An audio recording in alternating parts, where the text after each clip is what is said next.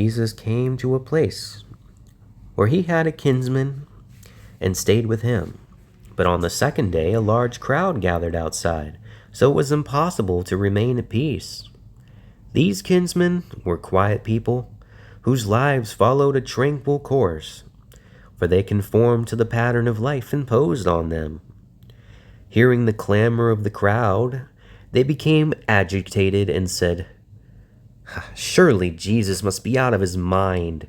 We should put restraint upon him, otherwise we will be ridiculed."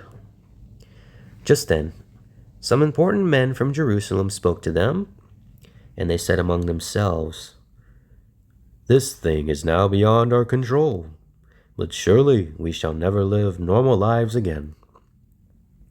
The men from Jerusalem said to the people standing outside the doorway, "Go away! This man is possessed by the king of evil spirits and calls on him for help whenever casting out his subjects." Hearing this, Jesus called the men from Jerusalem, asking them to come outside to where he was. He then asked them, "Can evil cast out evil?" And they said, "On this point, we have no clear guidance." Jesus then said, "Surely, if a kingdom is divided against itself, it must collapse. Likewise, a household split internally soon falls apart. If evil powers counteract each other, are they not like men in an army who fall upon each other with swords, thereby rendering the army ineffective? Set evil in action against evil, and nothing except for good can result." Jesus then went to the house and told those inside he was going to the temple in that place. And one said, "The clothes you wear are travel-stained. Will you enter the house of Elohim in these?" Jesus replied, "When the guests call upon a nobleman in his house, they must be fittingly attired. But when workmen call to make repairs, they enter in the clothes of their trade." Jesus spoke to the people in the temple, saying, "The Pharisees occupy the seats of the prophets, and should therefore be obeyed. In general, they live good lives, and you would do well to follow their example. But with many, the goodness is only on the outside, and they are rotten within. Therefore, by exposing these, I serve those who are really good. I tell you to beware of hypocrites, self-deceivers, and liars, and to be constantly on guard against those who in the name of righteousness would mislead you. When inspired to become the voice of Elohim, the prophet spoke of these, for he said, "They praise me with their mouth and give homage with their lips, but I am not in their hearts. They worship only because this has been their upbringing. Such as these do not worship Yahweh because they are good, but for the sake of reward and through fear of the unknown. These are people against whom I have set my face, for their goodness is fair on the outside, but rotten at the core." Rotten at the core.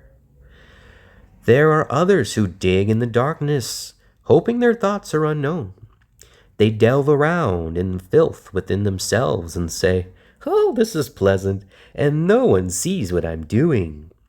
But the record of their thoughts is never lost.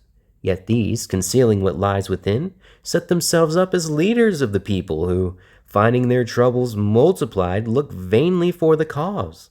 Yet the people only get the leaders they deserve. For those who will only serve goodness cannot be misled by evil. They are deceivers who lead people along devious paths, which can never end in happiness. They produce dove's eggs to the people, but when hatched in secret, they produce vipers. They fawn upon the rich and notorious, and smile on their faces, and a dagger in their hearts. But to the underprivileged they turn a face of harshness. The hypocrites, the self-deceivers, and the self-centered are the minions of evil on the earth, and they are the true enemy opposing the coming kingdom of Yahweh. Let them maintain the upper hand, and you will never know the joys of a reborn world.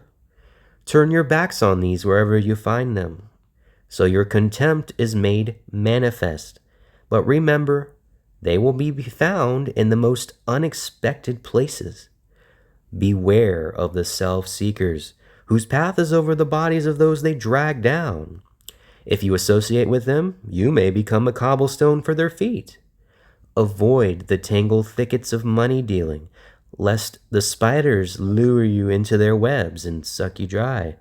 The self-seekers are blind to the obligations of life, supposing these to be a profitless burden.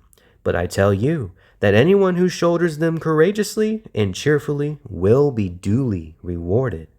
The stake of life is not easy to bear. It chafes and weighs down heavily. But unless a man sacrifice himself on it, he shall not rise to glory. Do not seek directions for an easy path, for this is not difficult to find, but it has no destination. Follow the harder one. The directions are given in the holy books, and at the end you will find sunlit meadows and a region of liveliness. I say to you, come, take up my stake and bear it manfully, and I will not leave you unsupported. I teach the strengthening of the Spirit in men through purification, repentance, and good deeds. The trials of life are many and take many different forms, some being easy to understand for what they are, but others coming in the disguise of gifts. They are not so easy to find. This is what the prophet said about those who failed to rise above the test of life. Their cuttings will not take root. The winds of Yahweh will blow upon them, and they will wither to be borne away by the whirlwind. A coward lies to those who trust him. He fears the anger of others.